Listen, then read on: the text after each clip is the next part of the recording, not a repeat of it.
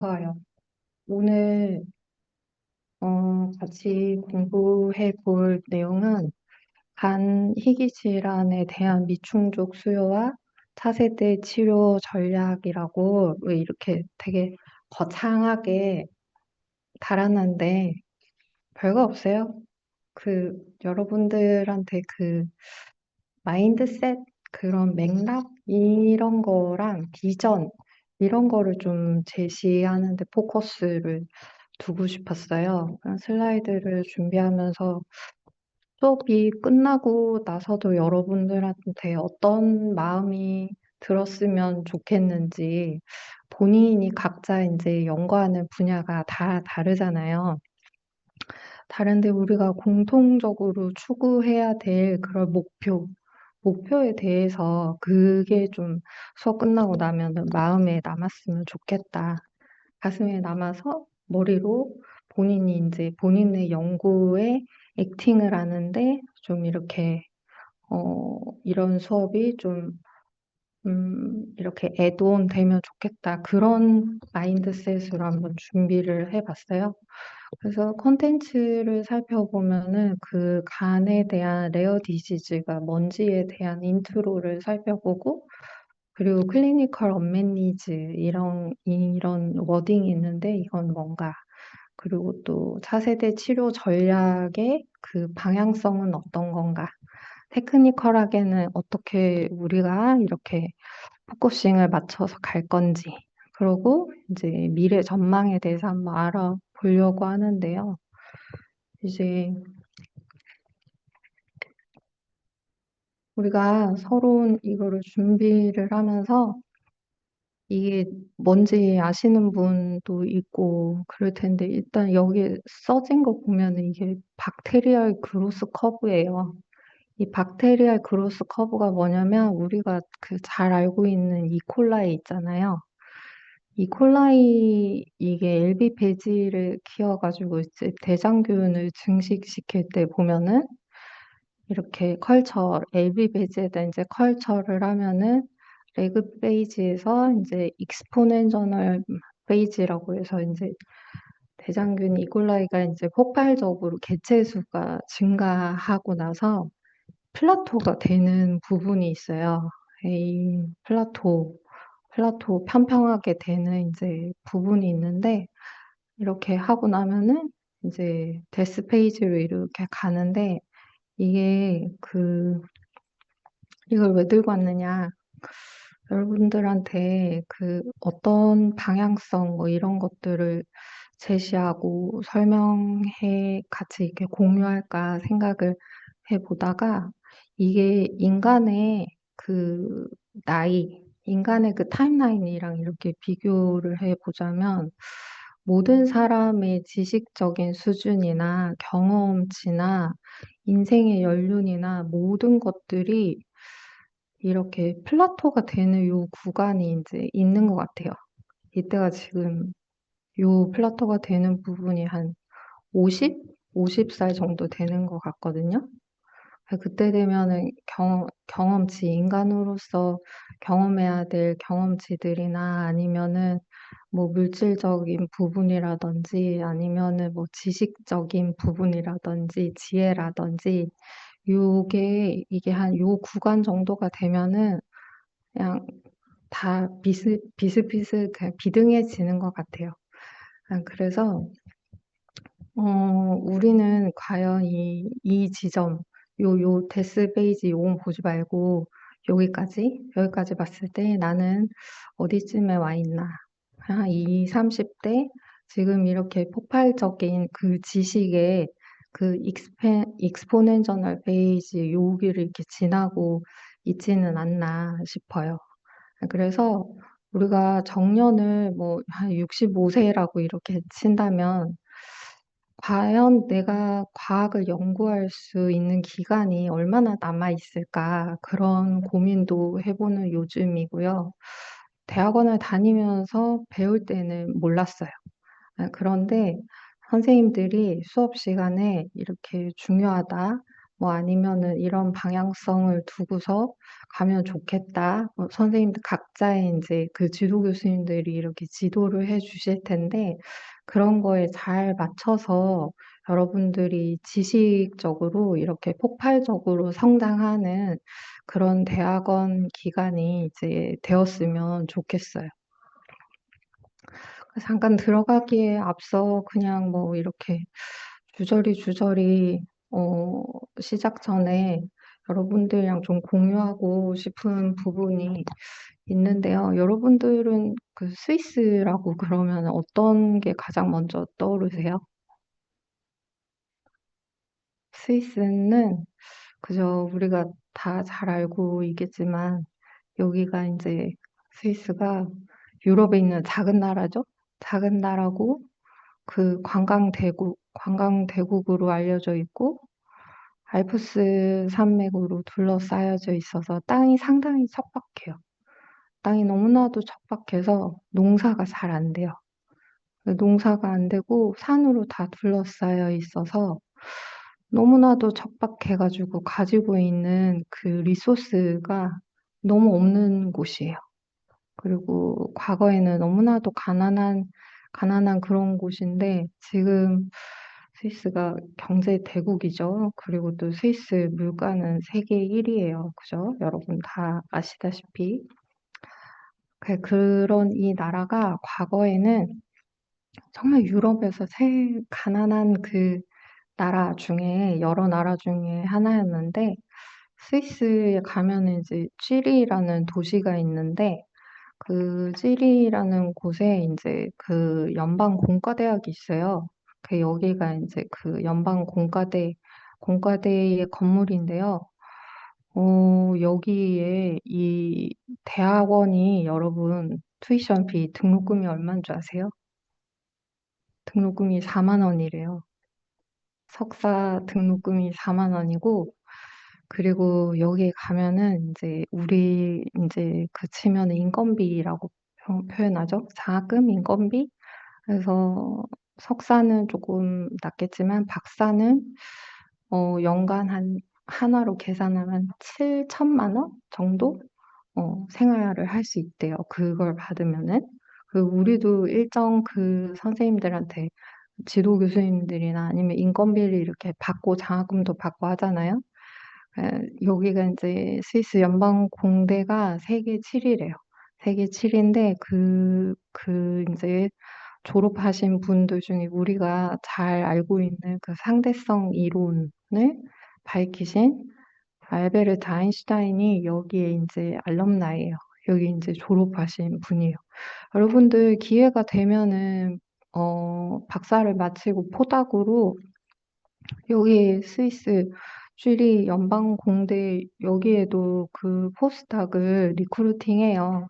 거기에 들어가 가지고 미국으로 가는 것도 좋지만 여기에서도 또 잡을 잡아서 포스닥 경험을 해 보는 것도 좋은 것 같아요. 그래서 스위스로 다시 한번 돌아가 보면은 스위스라는 나라가 가지고 있는 그 브랜드 네임 있죠. 나라 자체가 주는 그 브랜드 네임. 저는 파워풀한 것 같아요. 지금은 인제 그 경쟁력이 좋은 그런 알프스를 품은 스위스지만 과거에는 거기에 그렇게 산악 지역에 인제 갇혀 있었다고 하더라고요. 그리고 지금은 여러분 그 모든 사람들이 세계 최고로 얘기하는 그 스위스 시계 있잖아요. 그것들도 이 사람들이 간의 하청 수공업 수준으로 그렇게 시작을 했대요. 그리고 척박한 땅에서 인제 소를 키우다 인제 우유가 남아 도니까 이거를 고민하다가 치즈를 개발하게 되고 그래서 거기에서 시작된 게 이제 네슬레라고 하는 그 전 세계적인 식품 기업 요 네슬레가 스위스에서 헤드쿼터를 가지고 있고요. 그리고 여러분들 스와치 알죠? 젊었을 때 우리 스와치 시계 이렇게 차고 다녔는데 그 10대, 20대 초반 친구들 사는 스와치 그것도 스위스 와치 합성어 스와치 시계예요. 그리고 이 들어봤는지 모르겠지만 파텍 필립이라는 시계가 있는데요. 요 시계는 1억을 호가하는 시기예요. 그리고 잘 낯선 이름이긴 하지만 이제 바쉐론 콘스탄틴이라고 하는 요런 시계도 스위스가 작지만 비싼 물건들, 그런 것들이 이제 예전 때부터 그 하청을 받아서 시계 부품을 이렇게 만들었었는데 반복적으로 그런 것들을 하다 보니까 이제 시계를 개량하고 막 개발하고 그러다 보니까 아예 그냥 시계를 만드는 장인들이 여기에서 이렇게 태어나게 된 거죠. 그래가지고 시계 하면 메이드 인 스위스라는 하나의 이제 브랜드를 이제 만들어낸 거죠. 그냥 예로 들어보면 옛날에 그 조선의 순종 황제 있잖아요. 그, 이제, 대한제국의 이화문이래요. 요 부분이, 이렇게 문양이 이렇게 새겨져 있는데, 순종 황제가 이제 가지고 있던 그 스위스제 회중시계예요, 회중시계. 이게 우리 손목시계 나오기 전에 있었던 이게 몸에 지니고 있을 수 있는 시계가 요 회중시계인데, 이렇게 가진 게 없으니까, 이렇게 척박한 땅이 이렇게 작은 것들을 이제 만들게 된 거죠. 그래서 우리가 들어봤는지 모르겠지만 노바티스라는 제약회사가 있는데 여기서도 그 제약회사 중에서 이제 엄청 유명한 회사죠. 여기에서 희귀 질환 약제 같은 것들도 개발을 해가지고 그 재화를 수출해가지고 상당히 나라의 그런 많은 인컴들을 불러올 수 있는 그런 나라인 거죠. 그죠?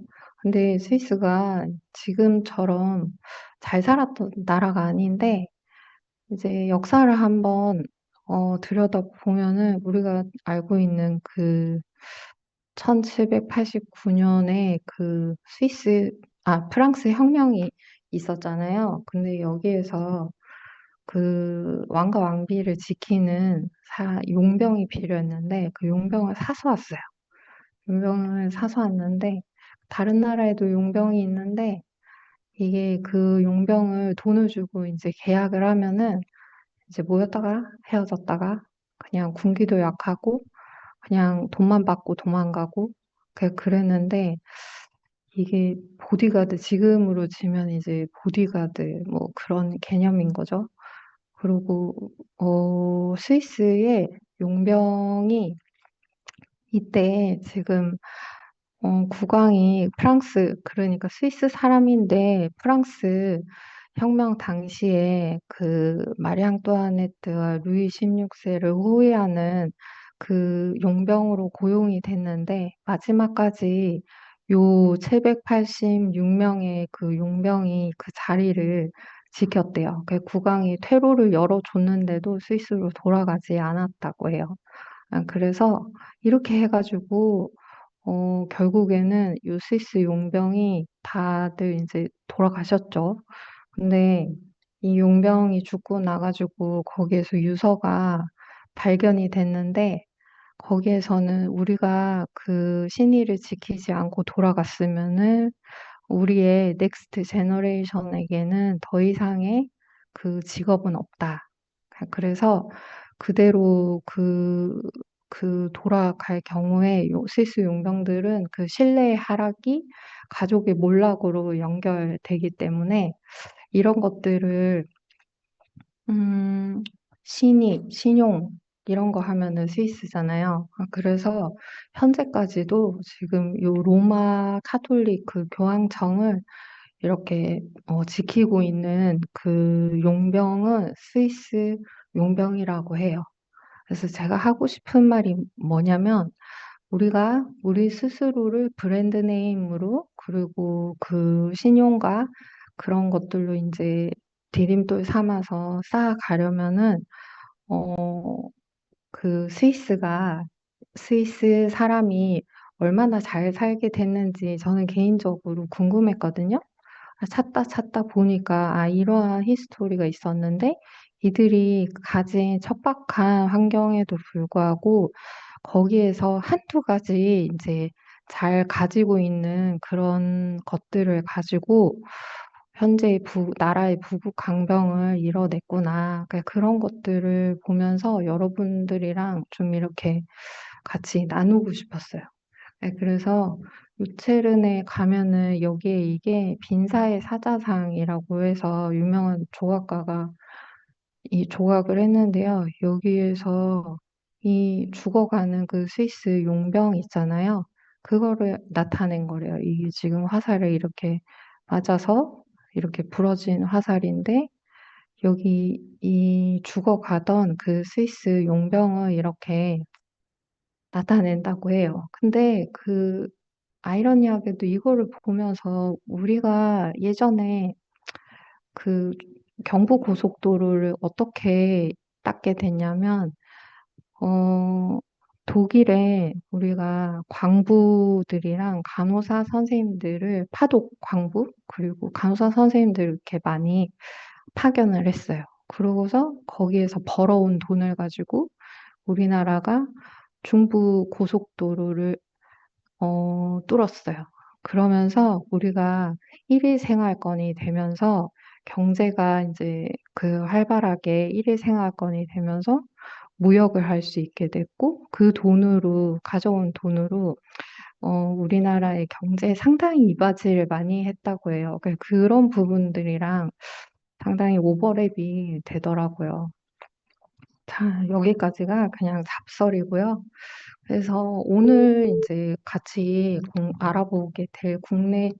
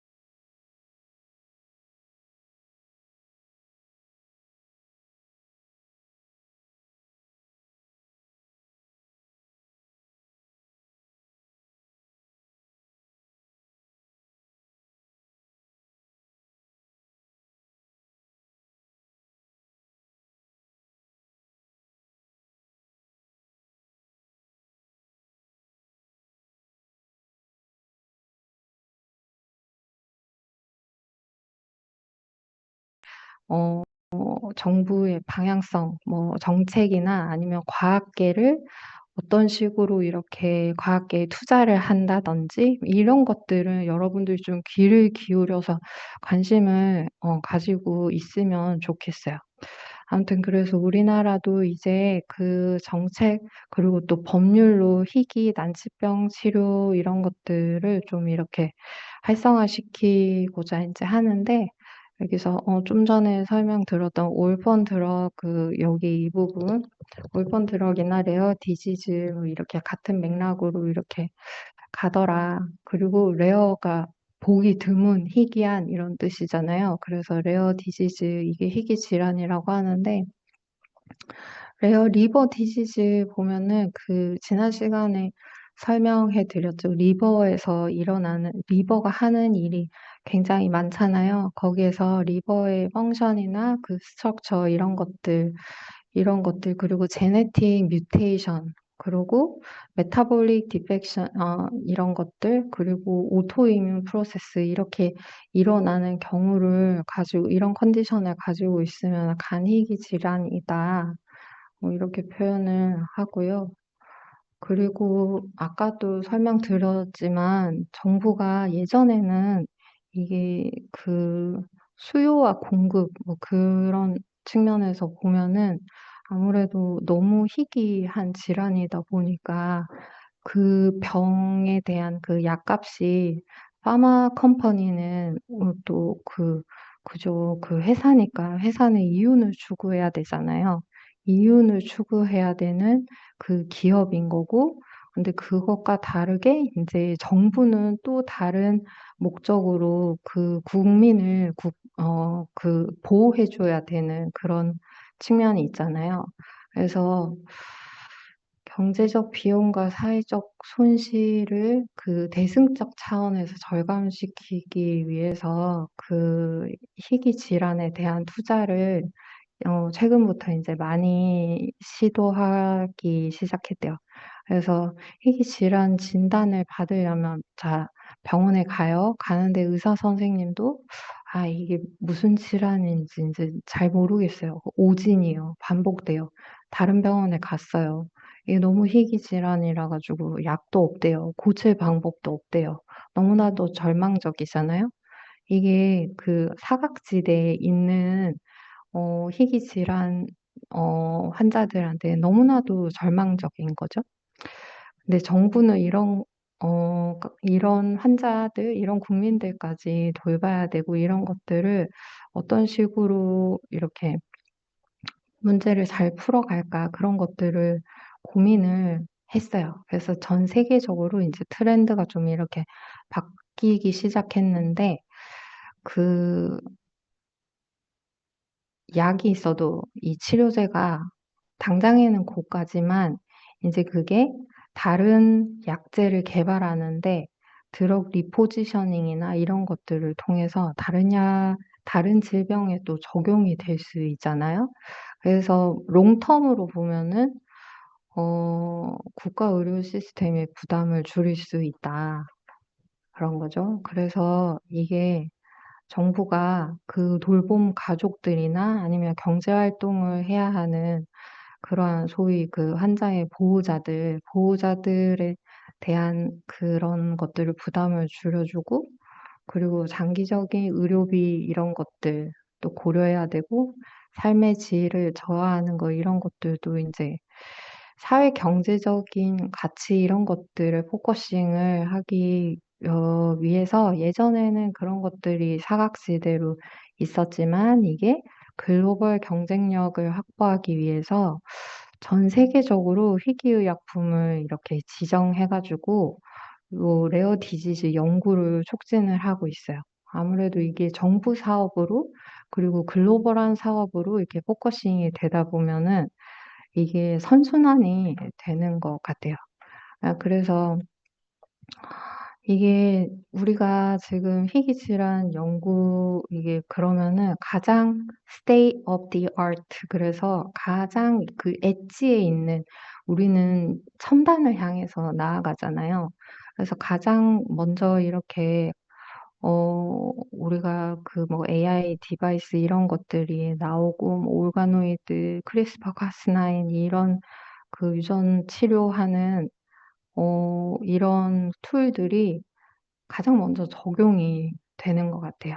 그래 가지고 환자들도 그런 부분에 있어서 오픈 마인드로 잘 이렇게 협조적으로 해 주셔 가지고 이런 것들이 결국에는 국가 바이오 산업의 경쟁력을 높이는 동력이 된다. 그래서 예전에는 국가 부담에 뭐 이렇게 지원비가 한 요 정도 포션밖에 안 됐었는데 현행 뭐 이런 그 정부 정책이나 아니면 법률 이거는 법으로 제정이 된 거죠. 희귀 질환 관리 법이라고 해 가지고 이런 식으로 투자를 하면서 전액 국가가 이렇게 부담하는 그런 식으로 희귀 질환에 대한 그 인식도 개선되면서 연구를 좀 더 이렇게 집중적으로 할 수 있는 그런 그 컨디션이 형성이 된 것 같아요. 예 그래서 좋은 방법이 각 정부 글로벌하게 보면은 정부가 이제 거버먼트가 그 정책을 내는데 어떻게 하냐면 인센티브를 주는 거예요. 그냥 노멀하게 뭐 "캔서 드럭을 뭐 개발한다." 그러면 거기에는 뭐 오를 지급한다면 아니면 그 레어 디지즈 이 희귀 질환 약을 개발한다 그러면은 고가의 그 약값이 드는데 이거를 그 글로벌 인센티브를 지급을 하는 거예요. 그런 식으로 해서 어 말 그대로 그냥 인센티브인 거죠. 인센티브를 받고 그리고 이게 선순환이 이렇게 돌아갈 수 있도록 그 글로벌 인센티브 경쟁에 인제 동참하게 되는데 그 그래서 우리나라도 이제 점차 희귀 의약품 이런 것들을 진단을 개발을 하고 레어 디지즈가 어떤 것인지 그리고 여기에 왜 투자를 해야 하는지 그런 식으로 인식이 점점 더 인제 확대되는 것 같아요.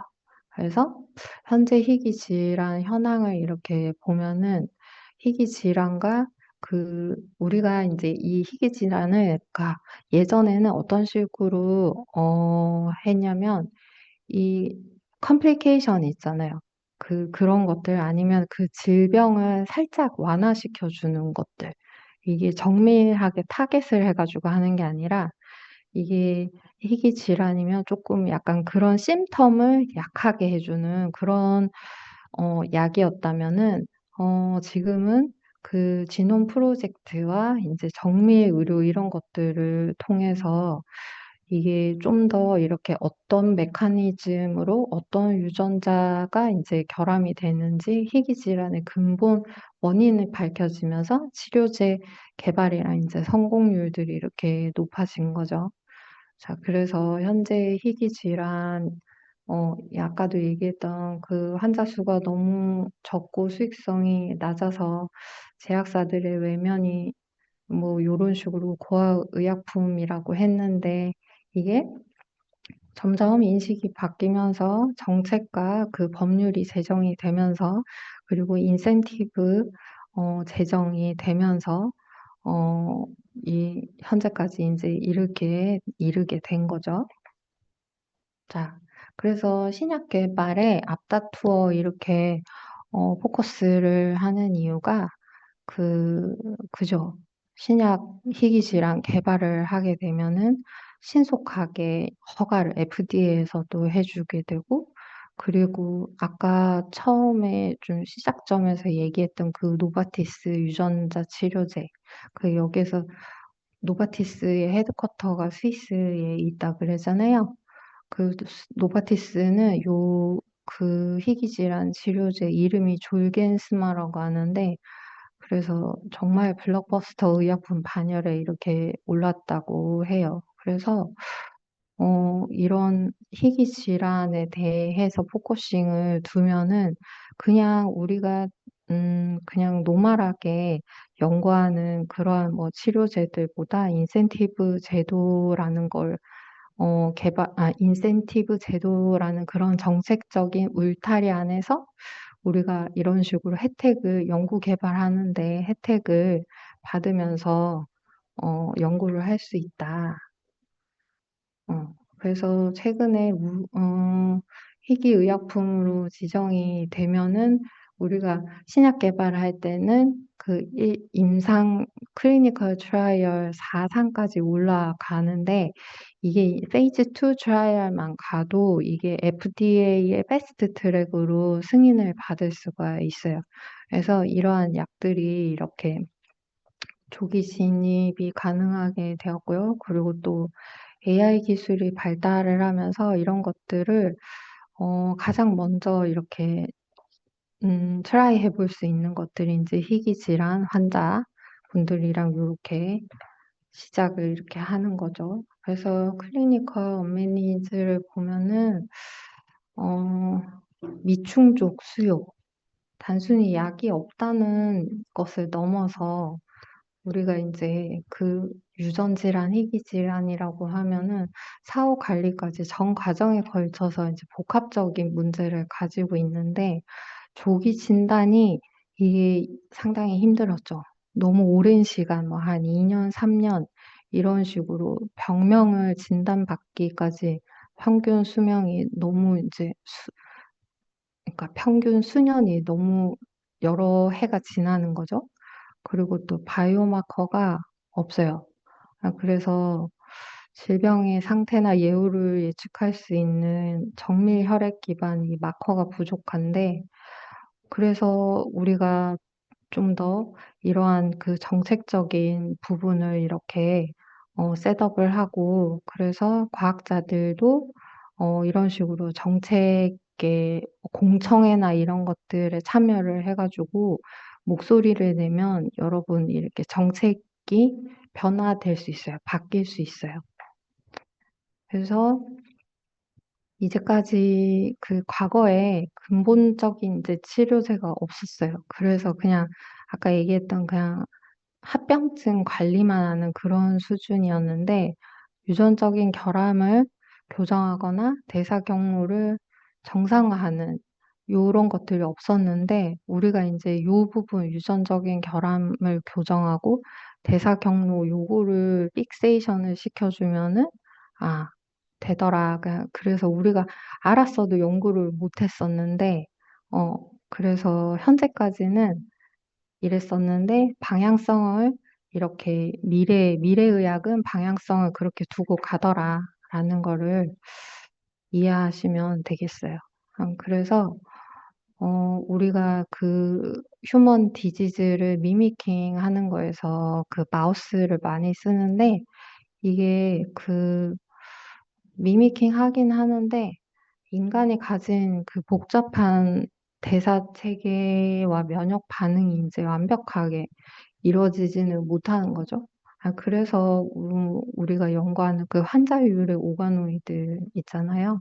환자 샘플에서 오가노이드를 가져와서 이제 드러그 스크리닝하는 거, 요런 것들이나 아니면 유전자 가위를 이용해 가지고 우리가 질병을 치료하는 데 이렇게 많이 연구를 하려고 하죠. 근데 너무나도 희귀 질환이니까 N수가 없어요. 약이 없어서 이게 데이터가 많이 쌓이지 못하는데, 그래도 시간이 지나면서 이런 레지스트리 기반의 희귀 중증 환자 이런 것들을 체계를 마련하려고 여러 이제 그 정책을 만드는 사람들이나 아니면 과학자들이나 의학자들이 이렇게 만나서 이런 것들을 어 방향성을 가지고 이렇게 가려고 한다고 해요.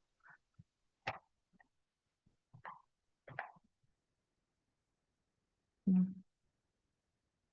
그래서 우리가 그 희귀 질환 중에서도 인제 간에 해당하는 희귀 질환이 어떤 게 있는지 살펴보면은 이러한 질병의 종류가 있는데, 가장 우리 병원에서 가장 많이 이렇게 간 이식 수술을 받는 환자들의 그 간에 해당하는 희귀 질환이 윌슨 병이에요.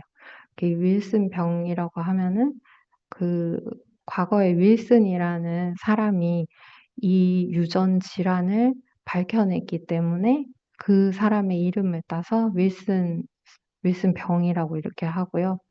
그리고 강조하고 싶은 거는 그 유레아 사이클 디스오더 요 부분이랑 타이로시네미아, 여기에 다 해당되는 게 그 제네틱 디스오더, 그 유전적인 결함이 있어 가지고 환자 간에 대한 이런 희귀 질환 환자들을 살펴볼 수 있는데요. 이 윌슨 디지즈는 요 사람이 그 윌슨이라는 사뮤엘 뭐 윌슨이라는 사람인데 이게 간에 그 헤파토사이트 있잖아요. 지난 시간에 기억나요? 헤파토사이트가 간의 70%를 차지하고 있다. 기억나세요? 응. 그런데 거기에서 간 세포 안에 있는 요 쿠퍼, 그 구리가요, 그 ATP7B라는 그 단백질이 결핍이 돼가지고 굴이 대사가 안 돼요. 굴이 대사가 안 돼서 헤파토사이트에 켜켜이 이제 쌓이다가 그게 켜켜이 쌓이다가 그 모세혈관을 타고서 혈액으로 이렇게 흘러나와서 타고 돌면은 어피니티가 가장 이렇게 높은 어디요? 눈, 눈 부분 같은 데 가가지고 이렇게 각막에 구리가 이제 침착이 돼요. 그러면 카이저 플레이셔 고리가 이렇게 동그랗게 이렇게 생기는데요. 그리고 이 윌슨 병은 요 ATP7B 요 유전병으로 인해서 그 신경계에도 이상을 주거든요. 그래서 이 신경계 이상이 오면은 솔직히 말해서 그 뇌에 가가지고 구리가 침착되면은 이게 솔직히 말하면 바보가 된다는 얘기죠. 그래서 이 윌슨 병은 발병이 되고 나가지고 성인이 되기 전에 간이식 수술을 많이 하는 것 같아요. 우리 병원에서도. 자, 그래서 이게 앞전에 다 설명했던 거예요. 그래서 유전적인 그런 결함인데 ATP7B라는 요 엔자임에 어, 없어서 생기는데 이게 전 세계적으로 이렇게 발생한다. 근데 여기에 언더4이라고 하는데 이게 어릴 때부터 여기 에이지 4세 때부터 그런 심텀이 이렇게 나타난다고 해요. 이런 식으로 염색체 이상으로 이렇게 가는 그쵸. 유전병인 거죠. 이러한 확률로 이렇게 어, 윌슨 병이 생길 수 있다고 해요. 그래서 윌슨 병은 요 간 안에 있는 요 헤파토사이트 안에 그 구리가 계속 구리 대사가 제대로 되지 못해가지고 이런 병이 생기는데 이거는 결국에는 이 유전자 치료를 하면 가장 좋을 텐데 아직까지는 그렇게 할 수 없어서 우리가 간을 통째로 바꿔줘요. 그게 그 우리 병원에서 가장 수술 많이 하는 이제 생체 간이식인 거죠. 그것 말고 또 간에 해당하는 그 희귀 질환을 살펴보면 유레아 사이클이라고 해서 유레아 요 사이클인데요. 이게 이 마이토콘드리아에서 이러한 엔자임들 있잖아요. 이 6개의 엔자임들이 인벌브를 하는데 여기에서 이렇게 암모니아에서 요산으로 유레아 사이클을 돌면서 좀 더 독성 물질에서 좀 독성이 없는 비독성 물질로 이렇게 회로를 돌면서 그 부산물이 이렇게 생겨나고 그래야 되는데 요 6개의 요 엔자임들이 이렇게 인벌브 된다고 해요. 근데 어, 그죠. 아까 좀 전에 설명했던 그 독성 물질인 이 암모니아를 유레아로 전환을 시키지 못하는 그래서 체내에 축적되는 희귀 질환인데 어, 이러한 유레아 사이클을 돌아서 이제 유린으로 엑스크리션, 유린이 소변이죠. 그래서 소변으로 배출이 돼야 되는데 그게 안 되는 거예요. 그래서 아까 그 앞에 6개의 효소가 결핍이 돼가지고 암모니아가 혈류에 쌓이면은 이제 유레아 사이클 디스오더라는 질병을 얻게 되는데 거기에서 요 오르니틴 트랜스 카바미레이즈 이게 우리 소아외과에 OTC 회로라고 해서 이게 OTC 회로라고 해요. 이게 오르니틴 트랜스 카바미라제 요 엔자임이 이제 디피션시 돼가지고 OTC 디피션시 돼가지고 요 마이토콘드리아의 요 사이클을 돌지 못하게 되는 거예요. 그래서 이제 소아외과에 어린이들이 와가지고 엄마한테 간을 받아가지고 요렇게 간이식을 받고 건강한 생활을 하게 되는데 여러분 이게 요 OTC 요 유전자 치료만 가능하다면 우리가 간이식 없이도 요런 유전 질환을 해결할 수 있지 않을까요? 우리가 그 방향성은 지금은 우리 병원에서 간이식 수술도 많이 하고 있지만 50년 후, 100년 후에도 우리가 간이식을 해야 할까요? 음, 나중에 설명하겠지만 당뇨병은 당뇨병은 정말 당뇨를 앓으면은 과거에는 사람들이 다 죽었어요. 근데 요즘에는 어때요? 당뇨는 합병증이 더 무섭지. 당뇨는 여러분 인슐린만 맞으면은 잘 조절하면은 그게 그렇게 죽을 만큼 그렇게 막 해결이 안 되는 그런 질병은 아니에요. 근데 예전에는 그랬는데 당뇨병도 인슐린을 개발하면서 우리가 이렇게 혜택을 지금 보고 있는데 이러한 그 요러한 그 유전자 결핍에 의해서 이런 것도 이제 유전자 재조합이나 아니면은 요러한 유전병을 치료하는 그 개발법, 테크닉 이런 것들을 연구를 하면 희귀 질환으로 인해서 우리가 인센티브도 받고 약도 개발하고 이게 인제 파지티브 피드백 루프 인제 선순환 작업으로 이렇게 돌아가는 거죠. 그런 것들을 한번 같이 고민해 봤으면 좋겠어요. 그래서 이 계속 반복되는데요. 여기에서 암모니아는 이렇게 분해가 되어야 하는데 여기 인제 마이토콘드리아에서 여러 이러한 그 회로 사이클을 돌아가면서 톡식한 거에서 인제 좀 더 약한 단계로 이렇게 브레이크다운이 되는데 어 유린으로 이렇게 시크리션 되는 요 부분이 인제 잘 안 된다는 거죠. 그래서 병이 생기는 거니까 우리가 거기까지 인제 알았어요. 알았으니까 그 부분을 인제 유전자로 치료를 하면 되는 거잖아요.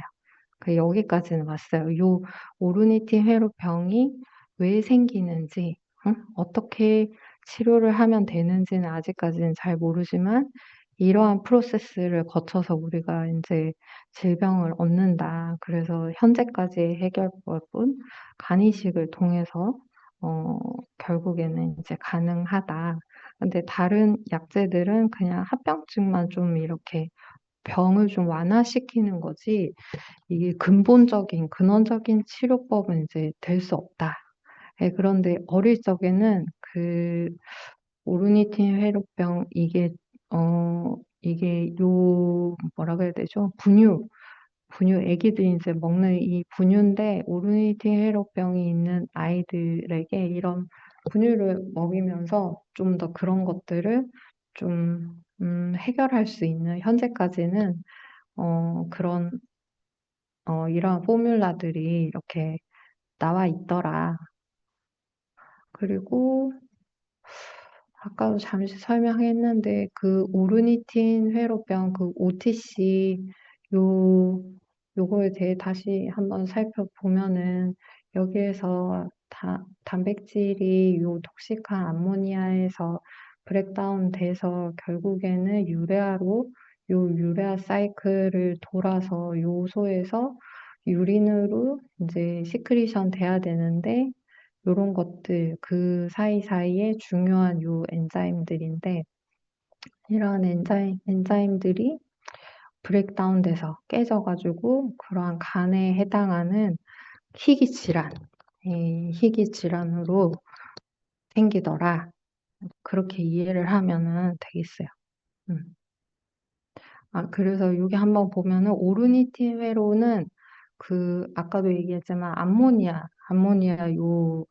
암모니아를 독성 디톡시피케이션 시키는 거 그리고 여기에서 요 엔자임들, 아르기닌이나 시트룰린, 그리고 오르니틴이 서로 이제, 동화작용, 이하작용 이런 것들이 잘 일어나야 되는데, 그게 잘 안 되더라. 그렇게 이해하시면 되겠어요. 그리고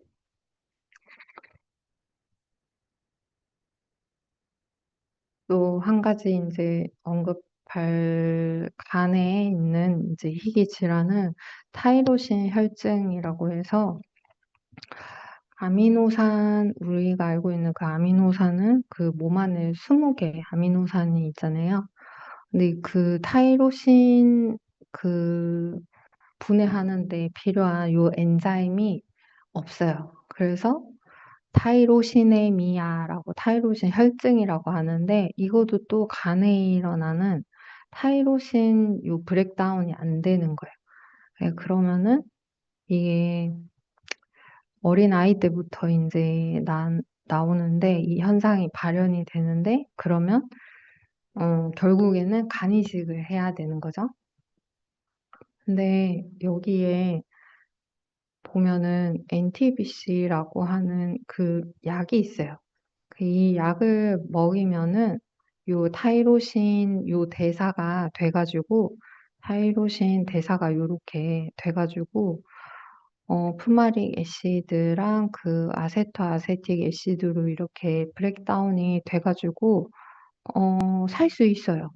그래서 요 NTBC라는 분유 있잖아요. 분유에 요거를 이제 타가지고 약제를 먹이는데 요 NTBC 요 약제를 이제 위드드로우 하잖아요. 끊잖아요. 그러면 간이 다시 이제 망가지는 거예요. 그래서 간에 생기는 그 희귀 유전 질환이에요. 네, 요거는 자, 여기서도 알 수 있겠지만 그 아미노산 중에 타이로신 그 TY R 요렇게 표현된 요 타이로신 분해하는데 요 FAH라는 요 엔자임이 결핍이 되어 있어요. 그래서 유전적인 대사 질환이고 그래서 이 결국에는 타이로신의 메타볼라이트가 제대로 되지 않으면은 거기에서 이제 브렉다운된 요 대사 산물이 어떻게 되겠어요? 중추신경계 그리고 키드니에 이렇게 어큐뮬레이션 돼가지고 증상을 일으킨대요. 결국에는 시작은 원발은 그냥 타이로신이 브렉다운 되지 않을 뿐이에요. 타이로신 메타볼리즘이 제대로 되지 않는데 결국에는 간이식까지 가게 되는데 자, 이거를 증상을 이제 초반에 조기 진단이 가능하다면 우리가 생존율을 좀 더 높일 수 있겠죠. 그래서 살펴보면 요 타이로신은 생기기는 이렇게 생겼어요. 요 타이로신을 한번 살펴보면 얘는 타이로신이 어, 요 생긴 요 구조가 어, 사이로이드 알죠? 사이로이드가 뭐예요? 여기 목 밑에 여기에 있는 사이로이드 있잖아요. 요, 요 부분이랑 또 이제 컨버전이 되는 거죠. 어. 그래서 이제 이 타이로신이라는 요 분자 구조식을 한번 기억해 볼 필요가 있어요. 그래서 이게 브렉다운이 안 되면 타이로신 혈증 이런 거가 생긴다는데 이 타이로신이라는 요 아미노산이 얼마나 그 에센셜한 아미노산이냐면 이게 브레인에 있는 도파민 그리고 에피네프린 그리고 노르에피네프린 요거의 전구체가 된대요. 그래서 이게 또 내분비 관련해서는 타이로신이 여기 또 다른 아미노산이랑 이렇게 만나잖아요. 만나면은 그 사이로글로불린이 되고 요오드가 붙어가면서 사이록신, 갑상선 호르몬이 이렇게 만들어진다고 해요.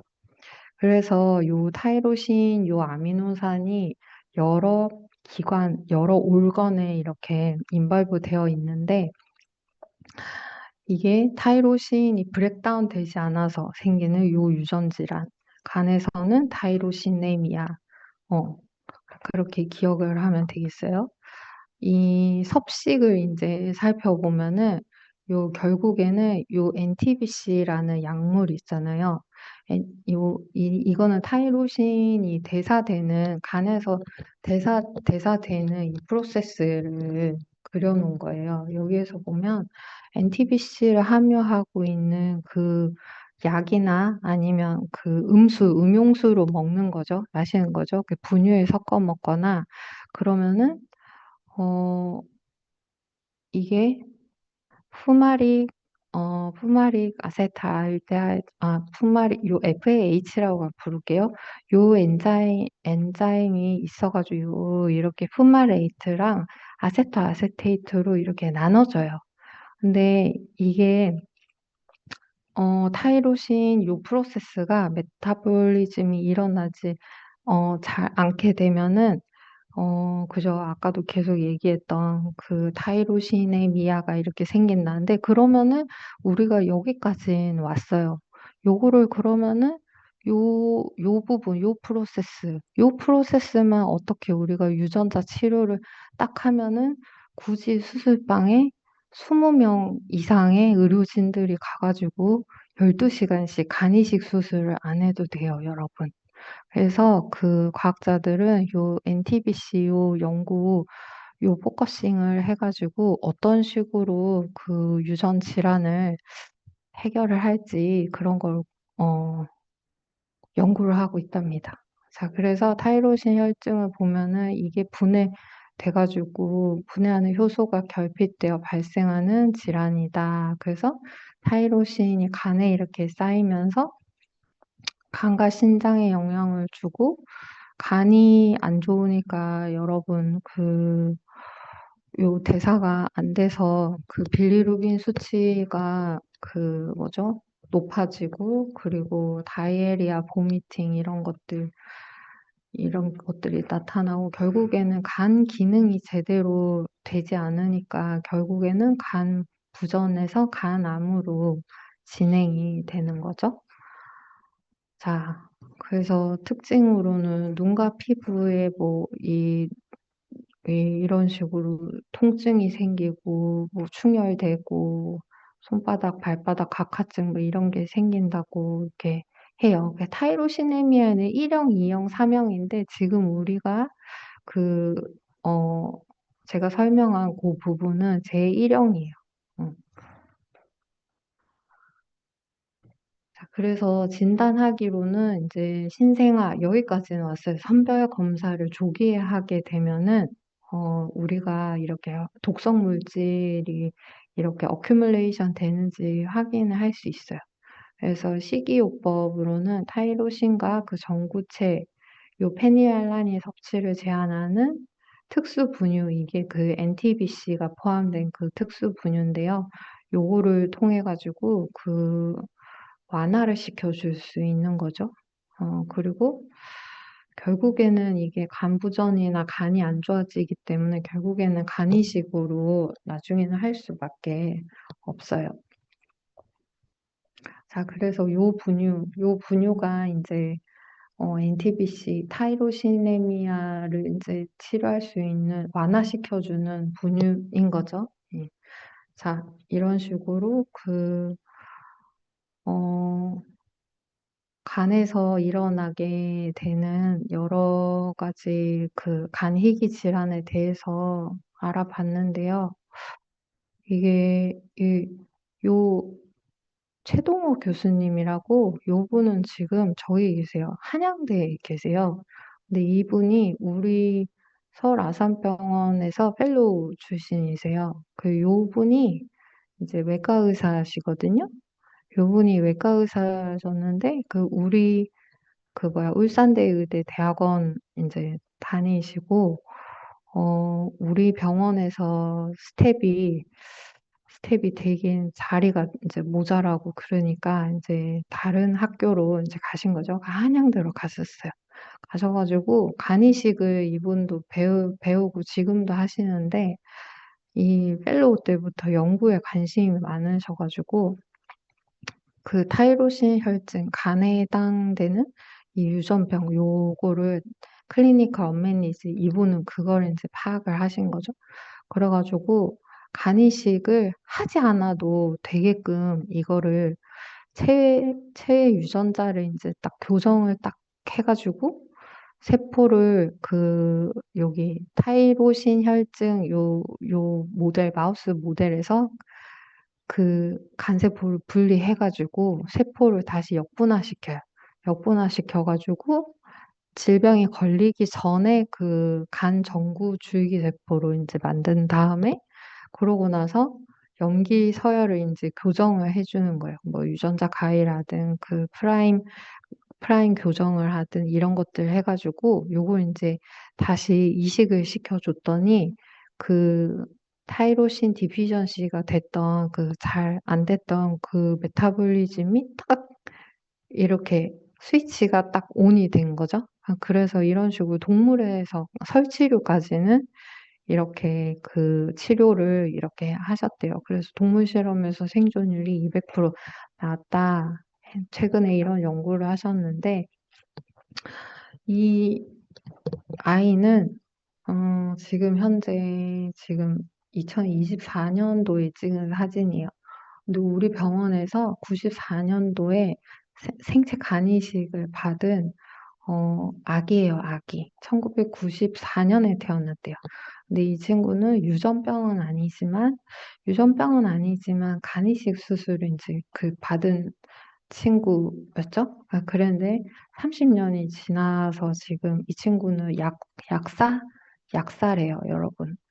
그래서 아버지 간을 이렇게 받았는데, 지금 타이로시네미아 걸린 친구들도 이렇게 소아병동에 지금 많이 입원을 이 친구처럼 해 있을 거예요. 근데 지금은 아까도 얘기했지만 간이식 수술하지만 향후 50년, 100년 후에는 우리가 이런 유전자 치료법의 혜택을 받아서 그 유전자 교정 치료하면은 굳이 간이식까지 할 필요가 없다. 근데 그런 거는 연구를 통해서만 그렇게 가능하다.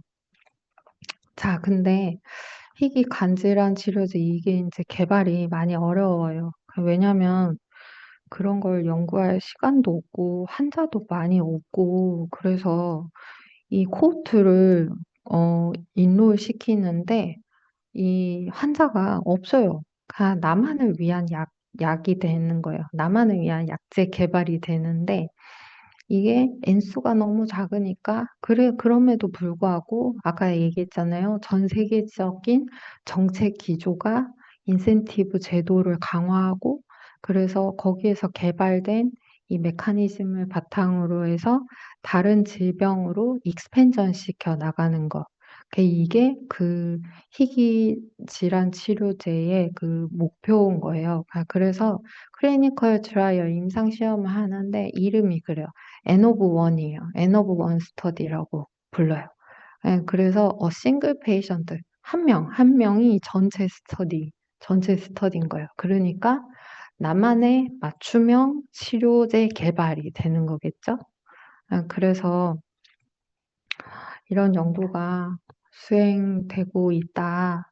근데 그럼에도 불구하고 지금 우리가 시도는 하고 있는데 희귀 간 질환 치료제 개발이 유독 어려운 이유는 이게 메타볼리즘이 간에서 이제 일어나지만 생물학적인 이런 복잡성과 경제적, 임상적 장벽이 아까 그 N of one 트라이얼 이런 것들과 같이 복합적으로 작용하기 때문에 더디게 개발이 되고 있다. 근데 여러분, 한 가지 중요한 거는 더디게 가더라도 방향성을 두고 가고 있느냐, 가지 않느냐.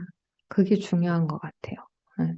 그래서 연구하는 그 연구자들은 간의 복잡한 이 패소피지올로지컬한 이런 것들을 좀 더 이렇게 인지를 하고 복잡한 이 회로를 정상화하는 거 이런 것들이 기술적으로 어려운데 그리고 또 이게 간이 워낙에 이렇게 어 헤파토사이트까지 이제 약물이 전달되는데 이게 힘들다 보니까 요게 그 오프 타겟 이펙트 그러니까 타겟을 딱 조준해 가지고 잘 들어가야 되는데 오프 타겟이란 말이에요. 그러니까 거기까지 잘 도달하지 못하는 것까지 우리가 알았어요.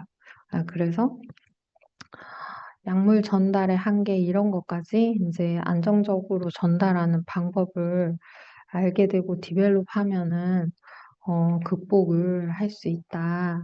그래서 음, 경제적으로 이렇게 장벽이 높은 신약 개발 리스크는 그러니까 제약 업계에서는 이게 R&D 비용 회수의 불확실성 이런 것들이 있는데 그런 것들 때문에 개발 속도가 늦춰지는데 그럼에도 불구하고 환자들이 약을 사용하기 어렵고 건강보험 급여 기준이 통과 안 되고 이런 것들이 있는데 그럼에도 불구하고 전 세계적인 방향성, 국가적인 방향성이 치료제를 개발하고 인센티브 제도를 도입해가지고 추진 중이다. 그렇게 이해를 하시면 좋을 것 같아요. 하지만 현재까지는 대안치료법이 존재하는데 그게 뭐냐? 그게 간이식이다.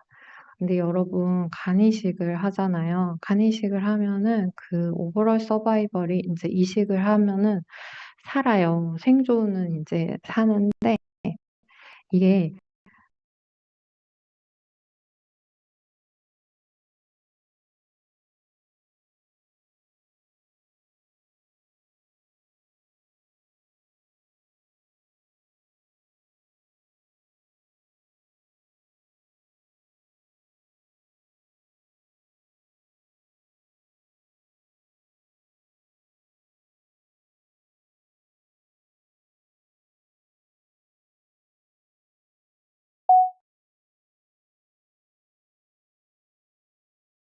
그리고 아무래도 그 인펙션에 대해 취약하게 그렇게 돼 있어요.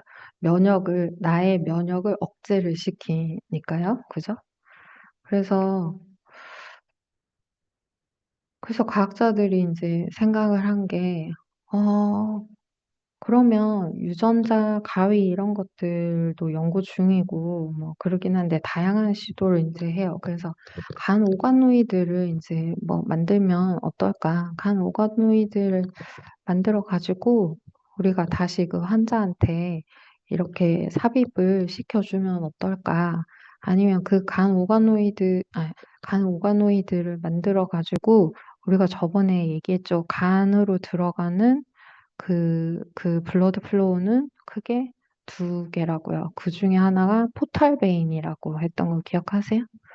포탈베인으로 그 간으로 들어가는 그 혈관에다가 우리가 이 오가노이드 같은 이런 것들을 이렇게 주입을 시켜서 좀 더 간이 정상화 될 수 있도록 리버서블하게 이렇게 정상화될 수 있도록 하면 어떨까 그런 연구들이 추진 중인데요.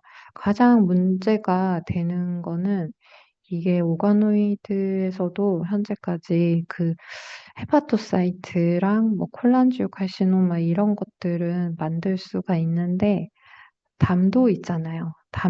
담도 이게 잘 만들어지지 않는다고 했는데 현재 최근 그 연구 개발에서 담도까지도 만드는 연구진이 있다고 해요.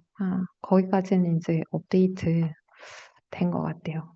그래서 이러한 희귀 의약품을 개발하는데 희귀 약을 하는 데 있어서 아까도 얘기했지만 간이식이 없는 그 미래, 우리가 이거를 꿈꿔야 하는 게 어 우리가 이제 근본적인 패러다임을 전환을 시키는 거죠. 유전자 교정이나 아니면 유전자 가위나 이런 것들의 그런 세포 단위의 뭔가 교정을 통해서 우리가 유전자 치료 이런 것들을 통해서 수술까지 하지 않게 되는 거예요. 그래서 그렇게 되면은 얼리 페이지에서 그게 픽싱이 되니까 면역 억제제를 먹지 않아도 되는 거고요. 그죠? 그래서 정밀 의료를 통해서 우리가 질병의 진행을 원천 봉쇄하는 거죠. 그죠? 그걸 인제 그런 방향을 두고 나가야 되는데요. 이분은 1992년도에 이승규 석좌 교수님인데요. 요분한테 뇌사자네요. 뇌사자 간이식 후 이제 현재까지 생존해 계시는 분이세요. 예, 그런데 우리 병원에서 이제 두 번째 간이식인 거예요. 첫 번째 간이식 환자는 돌아가셨어요. 돌아가시고 그래서 이 그런데 이제 아까도 그 간은 있잖아요, 여러분. 이게 간 이식을 하고 나면은 너무 드라마티컬하게 간 기능이 좋아지면서 간이 펑션을 하면서 황달이나 아니면 여러 빌리루빈 대사나 이게 원활하게 정상 간으로 돌아오게 되면서 리버 펑션 테스트를 하게 되면 그 OTPT, 간 수치도 정상으로 돌아오게 되거든요. 그런데 하루 이틀을 넘기고 나면 환자는 죽어버려요. 그런데 그 순간에서 첫 번째 환자는 죽었어요. 실패했는데 이분이 두 번째 환자셨어요. 두 번째 환자셨는데 선택의 여지가 없잖아요. 첫 번째 환자는 죽었는데 그 얘기를 듣고 의사한테 몸을 맡길 수 있을까요? 전 잘 모르겠어요. 물음표인데 이분은 그래서 두 번째 수술을 이승규 교수님한테 두 번째로 수술을 받으셨죠. 그리고 현재까지 살아계셔요. 그래서 지금은 우리 병원이 간이식 수술로 유명하고 이런 단계지만 미래의학에는 우리가 다른 방향으로 이제 나아갈 수 있다. 그래서 차세대 치료 전략에 대해서 이렇게 보면은 오가노이드, 리버 오가노이드에서 헤파틱 오가노이드 이런 것들을 만들어서 아까 제가 그랬죠. 요 바일덕트 만드는 거, 요 녹색으로 만드는 거, 요게 가장 관건이다라고 그랬는데 최근에는 이제 가스트로엔테롤로지 이게 이도 임팩트 팩터가 이제 높은 논문인데요. 여기에서는 예전에는 요 바일덕트 만드는 게 안 됐었는데 최근에는 요 바일덕트까지 구현을 해내가지고 오가노이드를 만들었다고 하네요.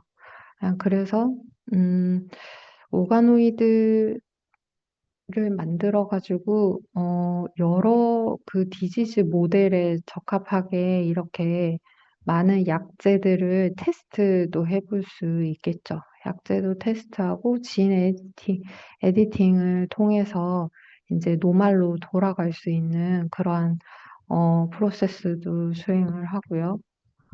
그래서 이게 여러 세포들로 이런 식으로 어 줄기세포 그리고 또 여러 세포 라인을 통해 가지고 이거는 프라이머리 헤파토사이트 프라이머리 티슈를 이용해 가지고 요러한 셀 소스들이 있는데 이걸 가지고 오가노이드로 이런 식으로 구현을 이렇게 해내는 거죠. 이게 간이 가진 간을 구성하는 세포 여러 요소들을 이렇게 구현을 해낸 다음에 여러 테스트들을 통해 가지고 질병 모델을 만들기도 하고 질병 모델을 회복하는 것들로 전환시키기도 하고요. 그래서 아바타 영화 보셨나요? 아바타 오가노이드 이런 것들을 만들어 가지고 근데 만드는데 어디에서 오느냐 이게 환자한테 손상된 조직에서 온 세포를 바탕으로 해서 오가노이드를 만들어서 드럭 스크리닝을 하고요.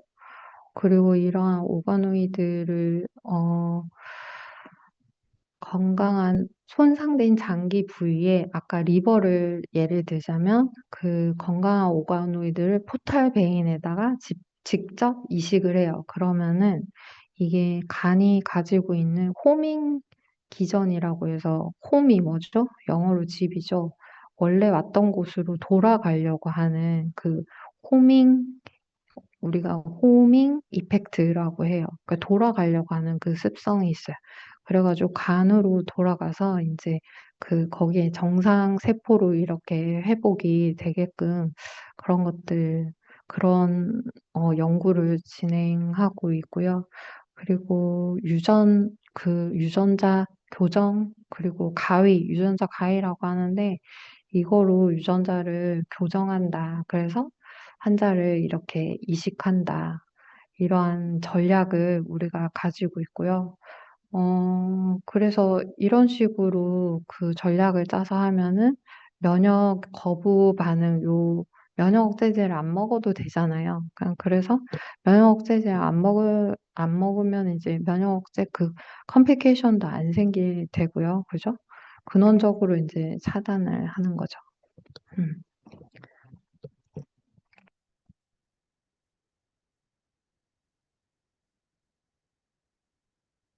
아, 여러분, 그래서 여기에서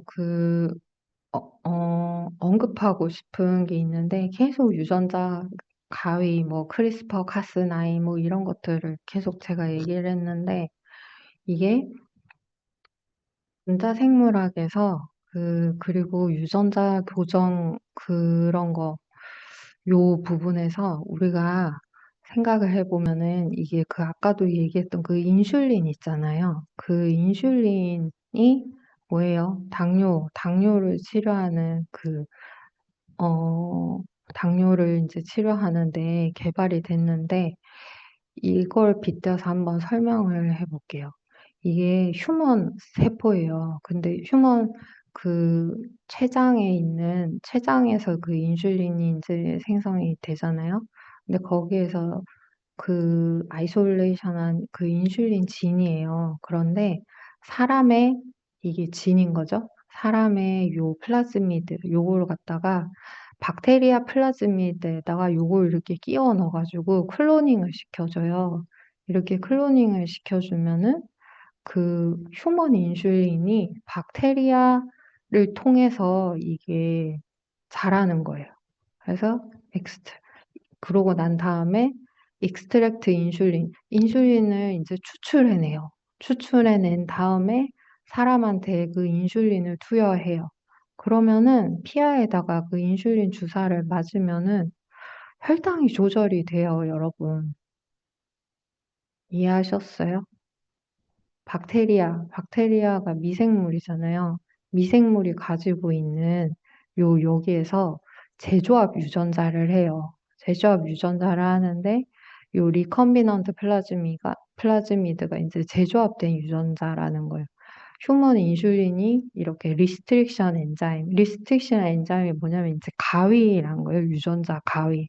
여기 이 리스트릭션 엔자임 제한 요소 이게 이코알원이나 뭐 아니면 뱀A 지원 이런 것들이 징크핑거 요 핵산 분해 효소 이 유전자를 잘라주는 거예요. 잘라주면 DNA가 어떻게 돼요? 이렇게 벌어져요. 이렇게 벌어지면서 그 안에다가 유전자를 이렇게 집어넣어요.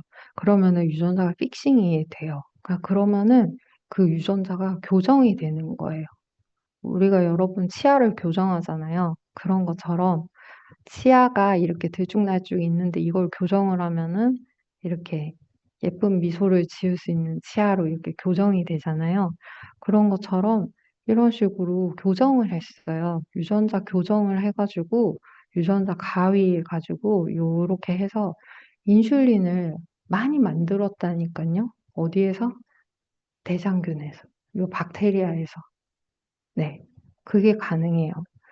근데 인슐린에 대해서 조금 설명을 한번 해볼게요. 요 분이 요 벤팅, 닥터 벤팅이라고 해서요. 캐나다 사람이에요. 캐나다 사람이고 찰스 베스트라고 해가지고 요 토론토 대학에 같이 이제 있었던 사람이에요. 근데 프레드릭 벤팅 요 사람이 의사였는데 친구가 당뇨병으로 죽었어요. 당뇨병으로 죽고 그때는 당뇨 치료약이 없으면 사람이 어떻게 해요? 시름시름 앓다가 죽죠. 당뇨가 뭐예요? 혈액 속에 이제 당이 많다는 거잖아요. 그 당이 인슐린이 이렇게 어떻게 돼요? 인슐린이 혈액 속에 있는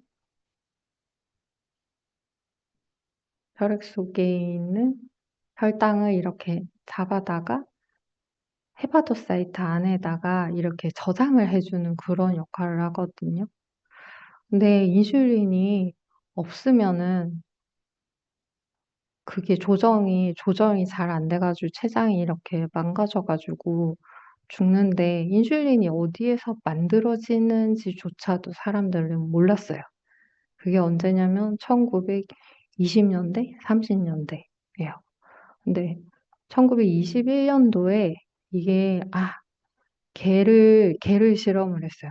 개의 췌장이 없으니까 이게 개가 소변을 보는데 여기에 췌장이 망가졌으니까 그 혈당이 조절이 안 되는 거예요. 그래서 소변이 너무 단 거예요.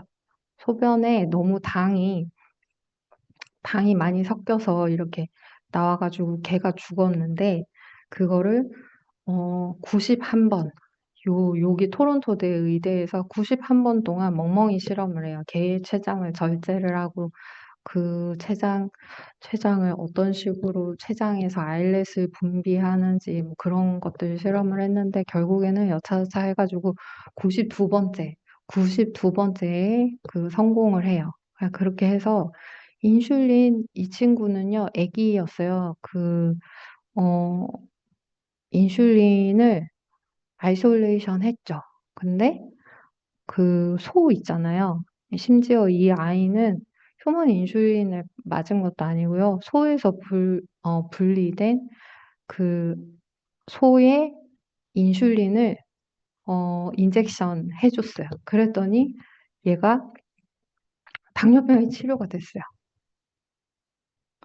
그래가지고 사람들이 인슐린만 있으면은 당뇨병이 치료가 되는구나.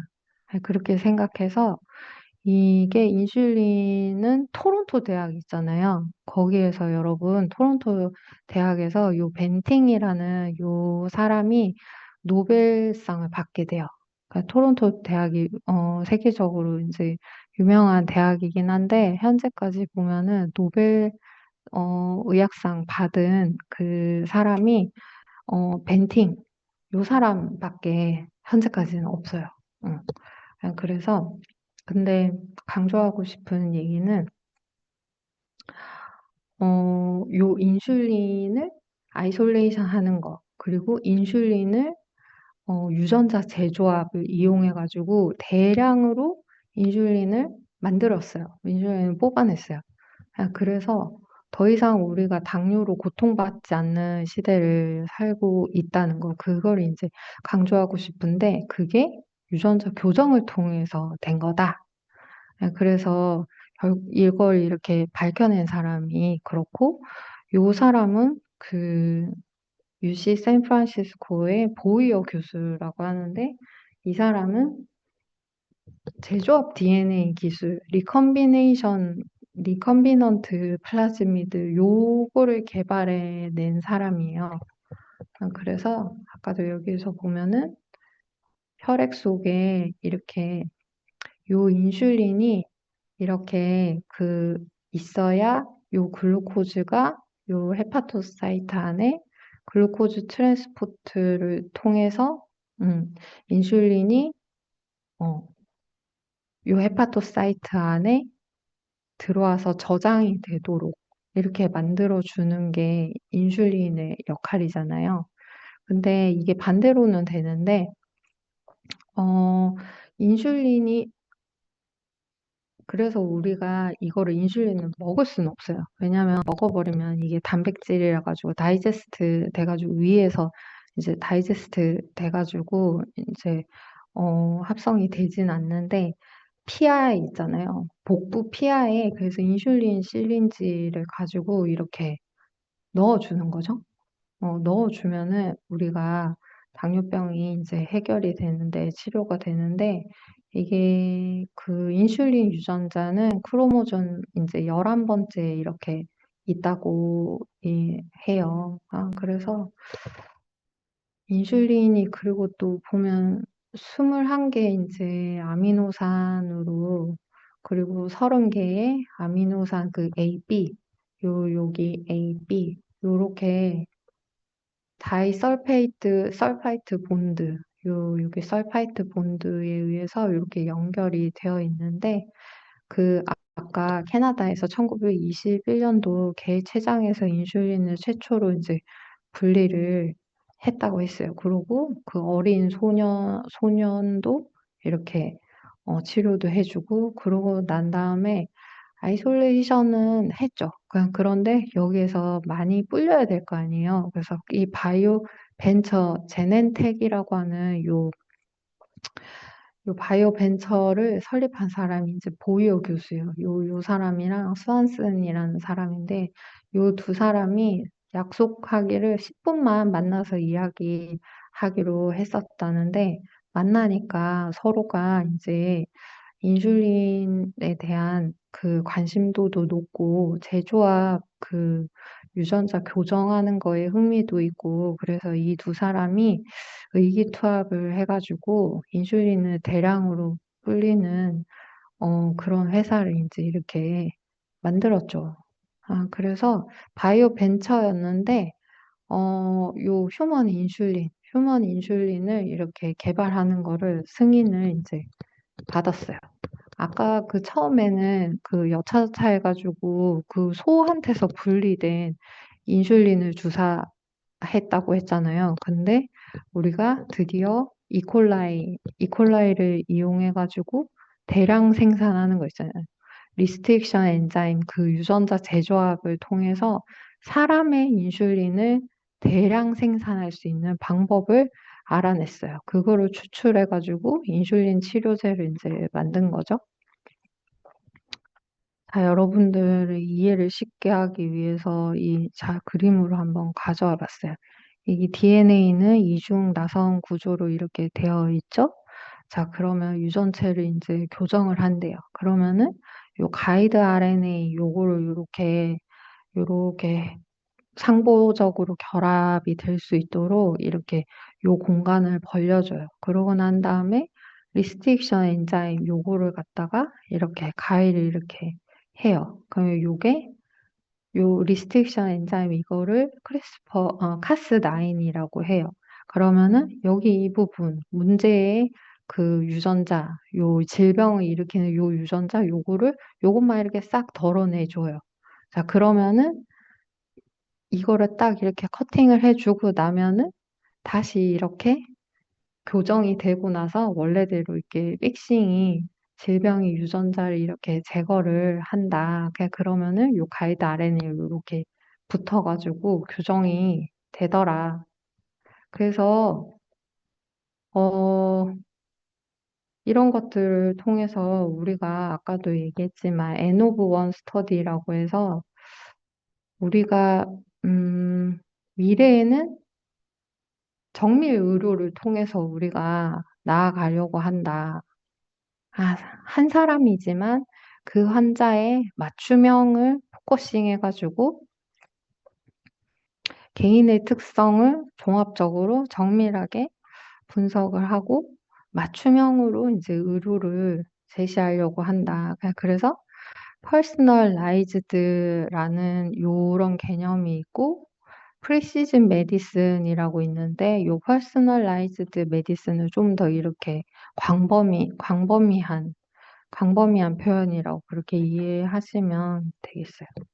자, 그러면 우리가 정밀 의료의 중심이 되는 이 유전자 분석, 그저 같은 엄마 뱃속에서 나왔다고 해도 우리가 형제 자매가 있지만 유전자가 동일하진 않잖아요. 그 유전자를 이제 분석을 하는 거죠. 나만을 위한 맞춤형 그런 분석을 통해서 내가 가지고 있는 그런 질환이 어떤 거인지 미리 스크리닝을 하고 만약에 있다고 한다면 그런 것들을 유전자 어날리시스를 통해서 정확한 진단이 가능하고 그리고 또 맞춤형 치료를 이제 맞춰 나가는 거죠. 네. 우리가 모르는 사이에 지금 정밀 의료 요 부분을 향해서 우리가 미래에는 이렇게 프리시즌 메디슨으로 나아가게 될 거예요. 그래서 맞춤형 정밀 의료 요 부분에 있어서 나만을 위한 이러한 의료 기술, 헬스케어 이런 것들 이게 디바이스 개발이나 이런 것들이 될 텐데 여러분들 우리가 시계가 맥박을 잴 거라고 생각해 보셨어요? 저는 제가 대학교 다닐 때 시계가 제 맥박을 잰다고는 생각도 못 했거든요. 그런데 요즘에는 차고 있는 애플워치나 아니면 갤럭시 워치들이 달리기 할 때 맥박도 재주고 뭐 램 수면으로 들어가는지 그런 것도 해 주고 그러잖아요. 그런 디바이스의 개발이 우리를 좀 더 이렇게 윤택한 삶으로 나아갈 수 있도록 그리고 또 질병에 있어서도 정밀 기술 이런 것들이 스터디가 되고 있는데 코로나를 지나면서 우리가 예전에는 전통적으로 대면 의료 서비스를 했었는데 이 디지털 헬스케어 이런 게 나오다 보니까 이게 이런 꼭 의사 선생님을 만나지 않고서도 이게 처방이 나오고 그래 가지고 환자가 이런 식으로 앱으로 처방을 받고 이렇게 해서 팬데믹 인제 코로나 이후에 이런 것들이 ICT 기반의 디지털 헬스케어 이런 것들이 인제 우리가 디벨롭이 되고 있는 거죠. 그래서 어 이게 원격 의료 그리고 디지털 헬스케어 이런 것들이 다 맞물려서 프리시즌 메디슨 요런 것들로 다 이렇게 흘러가더라 하는 게 이제 이 강의의 마지막이고요. 그래서 여러분들이랑 같이 이렇게 나누고 싶은 거는 방향성 설정을 어디로 할 것인가. 그리고 본인이 가지고 있는 목표 있잖아요. 목표치를 높게 두고서 방향성을 향해서 갔으면 좋겠어요. 그래서 지난 시간에 수업은 이것으로 마칠 거고요. 지난 시간에 시험 문제는 다 알려드렸는데 여러분들 시험 선택하게 되시면은 잘 보시고요. 마지막으로 출석 한 번 더 부르고 질문 있으신 분들은 질문하시면 될 것 같아요. 출석을 한 번 더 부르겠습니다. 박민지, 강서영, 네. 오영한,